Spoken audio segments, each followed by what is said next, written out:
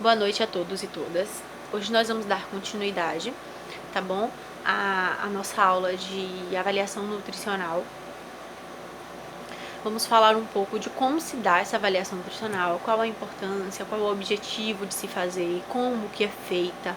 E aí eu peço que vocês acompanhem através dos slides que eu estou enviando, tá bom? Então, vamos para o slide 2, que eu digo nele. Classificar o estado nutricional do indivíduo requer uma avaliação minuciosa e é sobre essa avaliação que a gente vai falar hoje. Considerando vários aspectos: peso, altura, circunferência, pregas cutâneas. Vocês, como enfermeiros, não precisarão fazer pregas cutâneas, mas eu vou falar para vocês mais ou menos o que é, como que é feito. Às vezes a gente pode estabelecer também a avaliação nutricional do indivíduo através da bioimpedância, que é uma novidade que a gente tem hoje. Então, vamos discutir de qual maneira essa avaliação vai implicar nas necessidades e recomendações, porque a gente precisa avaliar o indivíduo antes de falar o que ele precisa, não é verdade? Então, essas recomendações, o que a gente vai recomendar para esse indivíduo? Essas recomendações serão a partir dessa avaliação nutricional. Slide 3.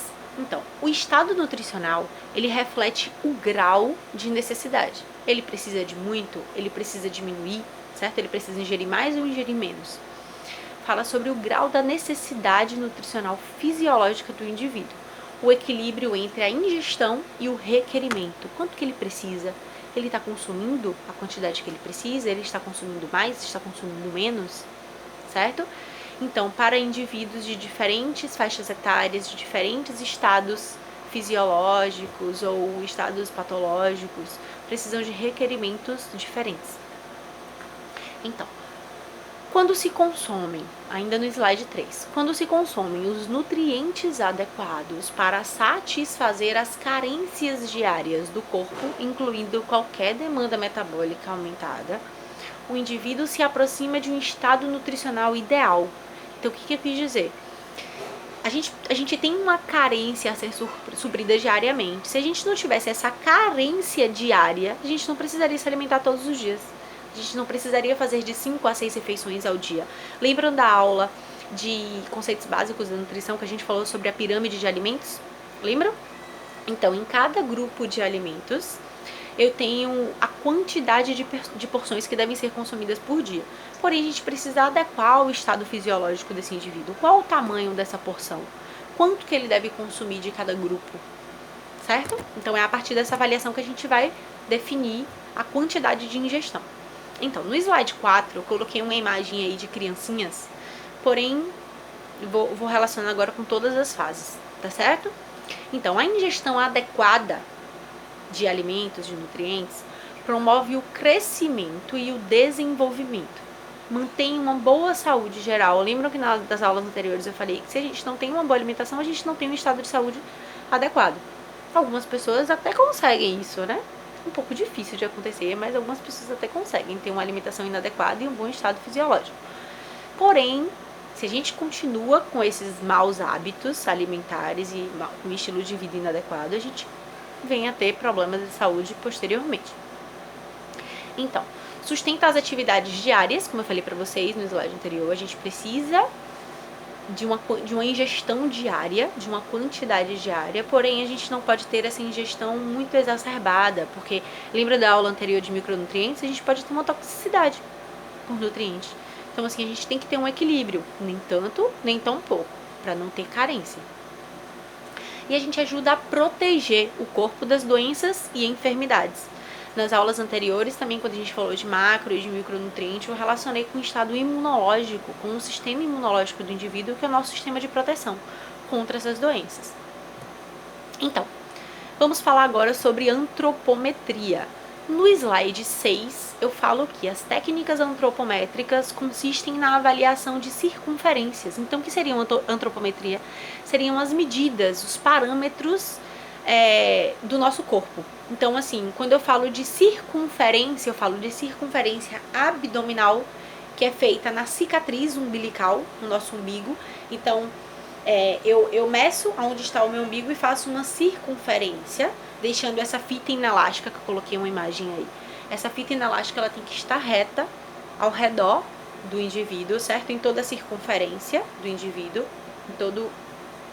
E aí eu vou medir qual o tamanho da circunferência abdominal desse indivíduo e vou olhar na tabela se é uma circunferência aumentada. Se for aumentada, ele pode ter riscos de doenças cardiovasculares, de circulação, tá certo? Então pode ser abdominal, pode ser braquial, circunferência do braço, que eu vou citar ela com maiores detalhes nos próximos slides. Circunferência cefálica, que é feita em crianças, vou citar também. Circunferência da cintura. Como é que é medida a circunferência da cintura? É diferente da circunferência abdominal? A circunferência da cintura eu preciso medir um ponto médio entre a minha última costela, certo? E a minha crista ilíaca. Então, eu faço a medição entre a minha última costela e a minha crista ilíaca, encontro o ponto médio, e é a partir desse ponto médio que eu vou ver a circunferência da minha cintura. Porém, se o indivíduo tiver um abdômen muito distendido, um abdômen muito grande, eu não vou conseguir encontrar esse ponto médio. E como é que eu faço? A circunferência abdominal. Mas, se essa barriga estiver muito distendida, muito grande, e a cicatriz umbilical estiver abaixo, né? Porque algumas pessoas têm um abdômen que ele desce um pouco, ele cede um pouco por conta do peso, ou por conta da falta de sustentação mesmo da nossa pele. Então, assim, se ele tiver uma pele muito flácida, esse abdômen tende a cair. E aí eu faço a partir do ponto mais alto desse abdômen, tá certo? E eu vejo o tamanho dessa circunferência abdominal. Eu tenho uma circunferência também do quadril, que ela é mais utilizada com profissionais da nutrição. Tenho o peso. Existe uma maneira correta de aferir o peso? Existe uma maneira correta, eu vou mostrar pra vocês. A estatura. Então, nós temos estaturas que são medidas como altura, que é quando o indivíduo ele consegue ficar em pé, tá certo? E a gente consegue medir ele. E estatura, que seria chamada de comprimento, que seriam os enfermos que estão deitados, que a gente vê o comprimento, tá bom? Dele deitado. Ou criança, que a gente mede com um infantômetro, eu vou mostrar pra vocês também mais à frente. A gente pega um infantômetro, coloca a criança deitada e aquela guerra, aquela confusão, né? Quando a criança não fica quietinha. Mas a gente precisa que a criança fique bem retinha, certo? E a cabeça encoste em um ponto do infantômetro e o pé no outro, pra gente conseguir medir essa estatura adequada. As dobras cutâneas. Entre o meu tecido epitelial e o meu músculo, eu tenho o meu tecido adiposo. Então, quando a gente faz a pinça para poder pinçar com o adipômetro essa prega cutânea, também esse método é mais utilizado por nutricionistas. Eu coloquei aqui só a nível de curiosidade para vocês aprenderem e, se vocês verem também no prontuário do paciente, saber a que se refere. Então, as pregas cutâneas, por exemplo, eu tenho uma prega tricipital, eu preciso encontrar o ponto médio. Deixa eu levantar um pouquinho aqui para vocês verem. Eu preciso encontrar o ponto médio entre o acrômio e o olecrano, certo? O ponto médio no meu braço, que é no mesmo local onde eu vou fazer a circunferência braquial. E aí eu faço uma pinça, tá bom? E é onde eu vou colocar o meu adipômetro, que eu vou mostrar pra vocês. O adipômetro é esse aparelhinho que tá aí no slide 5, tá certo? Eu aperto ele funciona como uma pinça. E ele me fala o tamanho dessa prega cutânea de gordura, certo? Aí eu faço essa prega, eu posso fazer tricipital, que foi a que eu mostrei pra vocês agora. Pode ser bicipital, subescapular, escápula, aula de anatomia, vocês vão aprender, escápula. Suprailíaca, lembram da crista ilíaca aqui? A crista ilíaca é essa parte mais alta aqui do quadril, do lado da cintura. E eu tenho também prega abdominal. Então, vamos falar agora do peso. Lembra que eu falei pra vocês que a gente tem uma maneira correta de aferir o peso desse indivíduo. Então, eu preciso que essa balança esteja bem estabilizada e bem calibrada. Balança de farmácia. Ela pode estar, né, se o piso da farmácia for reto, bem estabilizada, porém ela pode estar descalibrada. Muita gente sobe durante o dia na balança da farmácia. Então, assim, é muito fácil de descalibrar ela. Então, por isso que o ideal é que a gente tenha uma balança que não seja tão utilizada assim, tá bom? Mas essa balança também precisa ser de qualidade, porque senão ela descalibra com muita facilidade. Por exemplo, se você subir, descer e subir de novo e ver que o peso não foi o mesmo, a balança tá descalibrada, certo? Tá, uma dica para essa balança ficar estabilizada é colocar a balança em apenas um piso. Se eu colocar ela entre um piso e outro, esse piso pode estar desnivelado e a balança fica desnivelada e o peso dá errado, certo? A superfície completamente plana, como eu falei, para que essa balança fique estabilizada. Atualmente, a maioria das balanças, elas são digitais, então a gente precisa ter cuidado com a aferição desse peso, porque se a bateria não estiver tão boa, o que acontece? O peso vai dar errado, tá bom? Não vai dar o peso exato do paciente. Então, como eu falei pra vocês, o que eu faço? Eu faço a medição 2 vezes. Você sobe, desce e depois você sobe de novo. Deu uma grande variação, a bateria já não tá boa, a gente já precisa trocar. Só que a gente também tem balanças digitais que são na tomada. Essas são mais seguras e a gente não precisa se preocupar tanto com a bateria, certo? Uma grande variação do peso em um curto espaço de tempo não quer dizer que esse indivíduo emagreceu, certo? Pode ter relação com uma retenção hídrica. Então não há modificação de componente corporal. Então o indivíduo não perdeu nem massa gorda nem massa magra, ele apenas perdeu um pouco de líquido que ele estava com retenção. Se essa perda for muito grande em um curto espaço de tempo. Acho que eu comentei isso nas aulas anteriores, né? Então, a variação normal é entre 1 kg e 1,5 do amanhecer ao anoitecer. Então a gente pode ter uma variação de 1 kg, 1,5 kg, certo? Entre a manhã e a noite. Porque a gente bebeu água, a gente se alimentou, tá certo? Muita gente fala, de manhã quando eu acordo eu tenho 50 quilos, de noite eu já tenho 51. Claro, né? A gente comeu, a gente bebeu água, tomou suco, enfim. Vamos ao slide 6, falar sobre estatura. Então, para medir a altura, eu utilizo o estadiômetro, tá bom? Vocês precisam saber esse nome, o estadiômetro. Ó a menininha em pé. Então, altura, estadiômetro. Comprimento de criança, o bebezinho fofo aí. Comprimento de criança, eu uso o infantômetro. Então, para medir a altura do paciente, o paciente que consegue deambular, que consegue ficar em pé, eu preciso que ele esteja ereto, certo? Porém não assim, ó, com a cabeça reta, o olhar para o horizonte. Eu não posso, o indivíduo não pode ficar assim, senão ele vai dar mais alto do que realmente ele é, né? Então ele precisa estar com a cabeça reta, porém o olhar para o horizonte, tá bom? Braços juntos ao corpo e pés também bem juntos. Então ele retinho, eu faço a aferição da altura. O bebê é a mesma coisa, porém o bebê vai estar deitado, né? Porque ele não vai conseguir ficar em pé. Quando ele crescer, que conseguir ficar em pé, a gente faz em pé. Tá bom? É isso. O idoso, é necessário um cálculo para fazer a altura do idoso, porque a gente sabe que ele vai envergando, né? Ele vai diminuindo de estatura, então pra gente ter um parâmetro real, qual a altura real desse idoso? A gente precisa fazer a altura do joelho, que é do calcanhar até a superfície mais alta do joelho, tá bom? Vocês podem pesquisar aí a altura do joelho. Eu vou adicionar aqui no slide. Não tá aqui agora não, mas eu vou até colocar aqui. Altura do joelho. Vou colocar uma imagem aqui pra vocês verem como que é feito. Certo, vamos falar agora de perímetro braquial. Qual a importância de se fazer o perímetro braquial? Ele é um indicador isolado, certo? De magreza ou de adiposidade, de excesso de peso. Quando a gente coloca ele dentro de um percentil. Coloquei a tabela para vocês verem. Quando esse percentil está acima do percentil 50, certo?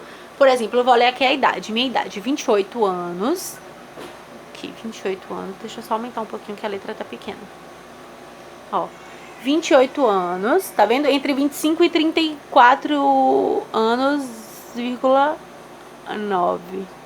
Ó, se a minha circunferência do braço estiver acima de 31,9,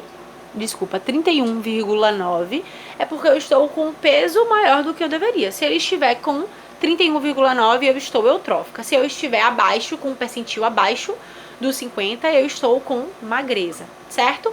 E aí eu vou diminuindo. 50, eutrofia, normalidade. 25, magreza. 10, magreza acentuada. E 5, magreza extrema. Então eu preciso cuidar, com muito cuidado, desse indivíduo. Se ele tiver no nível 5, ele está super desnutrido, tá bom? E acima, percentil 50, sobrepeso, 90 obesidade, 95 obesidade mórbida. Ok? Muito simples, né? O perímetro braquial. Certo? Como eu falei pra vocês, a gente precisa encontrar o ponto médio entre o acrômio, ó a imagem aí que eu mostrei pra vocês aqui no meu braço, entre o acrômio, o olecrano, eu vou encontrar o ponto médio. E aí o que eu faço para marcar esse ponto médio? Eu faço um tracinho no braço desse indivíduo, certo?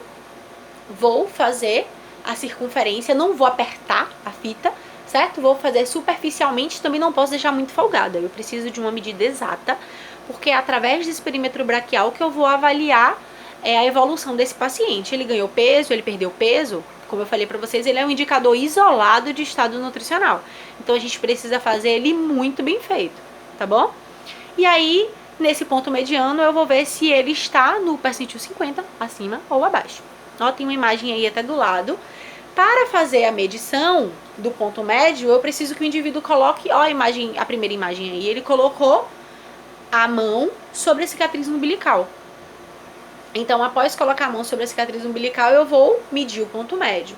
Quando eu colocar a fita inelástica, eu vou pedir para ele relaxar o braço. Ele não pode tensionar assim, ó. Tensionar não.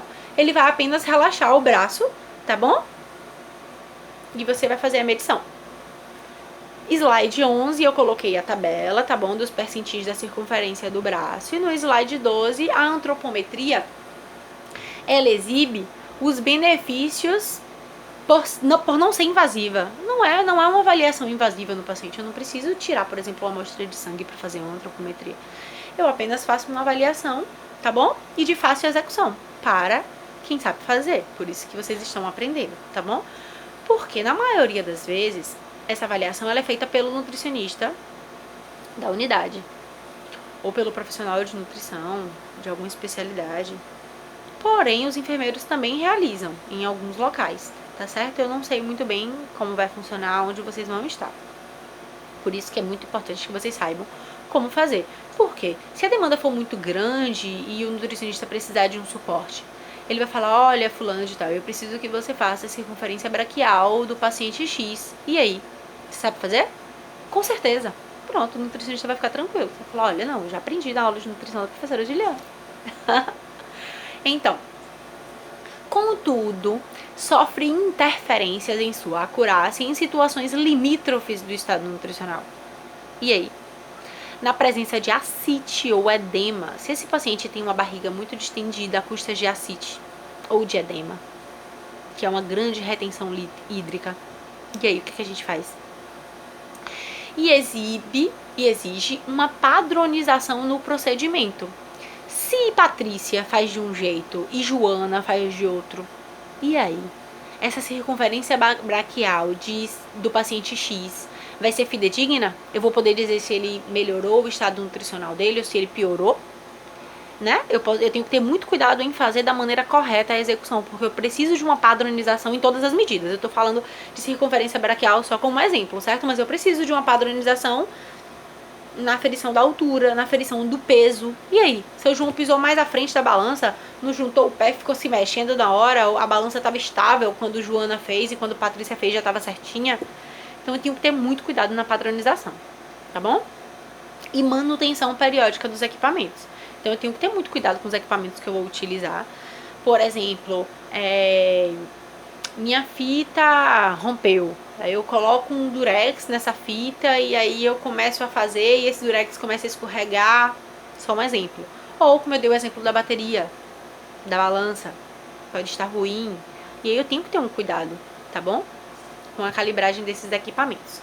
Coloquei no slide 13 a bioimpedância, que hoje é muito utilizada. É esse aparelhinho aí que tá na imagem, tá vendo? Ele passa uma pequena corrente elétrica no corpo do indivíduo e me diz o percentual de gordura, percentual de massa magra. Algumas que são mais específicas falam o percentual de água no corpo, tá bom? Fala peso, fala o índice de massa corporal, que é o IMC, que eu vou mostrar pra vocês como que é feito. Certo, slide 14, vamos ao slide 15. Falar sobre as curvas da OMS. Quando nós falamos de curvas da OMS, nós estamos falando de criança. Também temos de gestante, tá bom? Vou até adicionar aqui o de gestante. Eu especifiquei o de criança, que era que estava no material. Gestante. Ó, Quando eu falo de curvas da OMS, eu falo de uma avaliação do estado nutricional de crianças. E aí eu tenho crianças de diferentes faixas etárias, né? Então eu tenho as curvas das crianças do nascimento até os 5 anos e dos 5 anos até os 19 anos, tá bom? E aí essas novas curvas foram construídas com resultados de estudos longitudinais envolvendo crianças de até 24 meses e de estudos transversais em crianças entre 18 e 71 meses, desenvolvidas em 1997 e 2003 em 6 países, Brasil, Estados Unidos, Omã, Noruega, Gana e Índia, representando os diferentes continentes. Então é uma curva da Organização Mundial da Saúde que consegue revelar o estado de todas as crianças praticamente do mundo, né?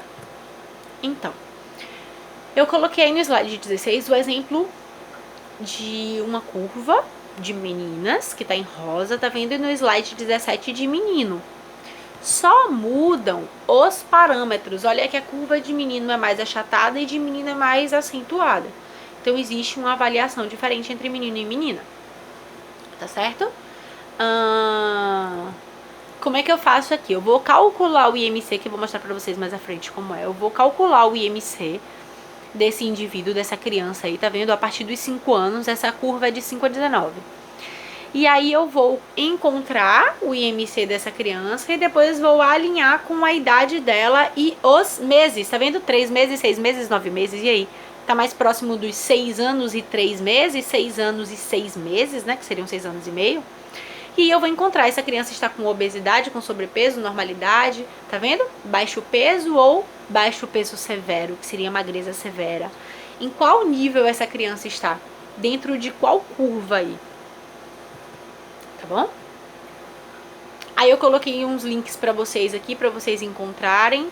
Coloquei no slide 19 um exemplo de comprimento. Lembram que o bebezinho é comprimento, estatura, né? Barra estatura. Por idade de meninos. Quando for bebezinho, tá vendo que a gente tem curva também? Do nascimento até os 5 anos. Então a gente precisa acompanhar. Geralmente tem na caderneta da criança, tá bom? Essas curvas. O link do site da OMS, onde você encontra todas essas curvas para controle de crescimento e desenvolvimento infantil. Coloquei aí para vocês pesquisarem e dar uma olhadinha. Então, método clínico para avaliação nutricional. A avaliação nutricional do indivíduo apresenta como objetivo a identificação de situação de risco. Qual a situação desse paciente? Ele está com risco de desenvolver comorbidades por causa do excesso de peso ou com risco de desenvolver um estado de deficiência nutricional extremo, certo? Ou ele está com um estado nutricional adequado. Distúrbios nutricionais já estabelecidos, como obesidade ou desnutrição, a gente consegue avaliar. O estabelecimento das necessidades nutricionais. Eu vou estabelecer qual a necessidade nutricional desse indivíduo. A gente precisa diminuir a ingestão calórica dele, a gente precisa aumentar, não só calórica, né, mas também deficiência de micronutrientes. Lembrando da aula de micronutrientes? Então, eu tenho alguns estados, através do exame físico, que eu consigo avaliar, se esse paciente tem a necessidade específica de algum micronutriente, tá bom? Ou de macro também, né?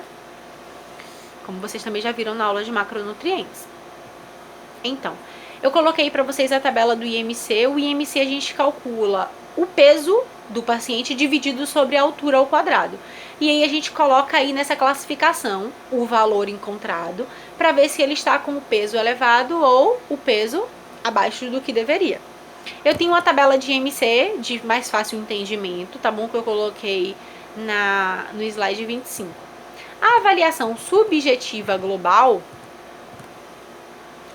Após os parâmetros já descritos, o profissional deve analisar esses resultados. Então, a gente precisa analisar depois que toda a avaliação é feita, né? Então, para isso, a gente tem pontos de corte, como o exemplo do IMC que eu coloquei agora para vocês. E assim, o nutricionista ele deve analisar esses parâmetros antropométricos e avaliar a ingestão desse indivíduo. Quanto que esse indivíduo deve consumir, tá bom? Já a avaliação objetiva, eu tenho uma complexidade maior. Então, eu já preciso fazer alguns cálculos para ver a perda desse paciente, a perda de peso, ou se foi significativa nos últimos 6 meses. Eu preciso avaliar se é uma perda significativa ou uma perda grave, tá bom? E com isso, equilibrar a ingestão desse paciente. Tá no slide 30. Vamos agora ao slide 31. eu vou ter que gravar outro vídeo, porque a minha memória do meu celular tá curta. Peraí, que eu vou gravar outro vídeo pra vocês. Beijo.